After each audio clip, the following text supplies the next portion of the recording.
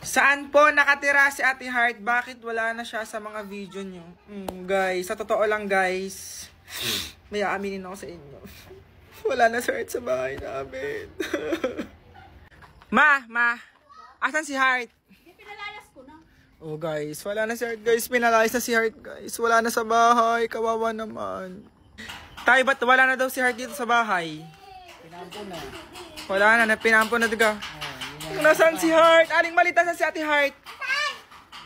Bakit daw wala na sa mga video nyo? Hindi ko nga makita. Nasaan kayo yun? Late na late kasi. Oh, hindi ko makita. Nasaan ka si Heart? Nag-aaral abutin, no, guys. Si Ate Heart. Oh, yan si Ate Heart, guys. Naandi niya sa Ate Heart. O yan, pangit na yan. Hanapin nyo. Huwag nyo hanapin ang pangit. Tingnan nyo. Si Heart kasi guys ay busy sa TikTok niya. Tapos busy rin sa school. Kaya hindi nasama sa mga video ko. Yun. Nandoon siya. Magti-TikTok na naman siya mag-isa. Diba Hazel? Yan si Hazel. Hi Hazel. Ano? Oh, ano? Hinahanap lagi si Ate Heart. Ako hindi.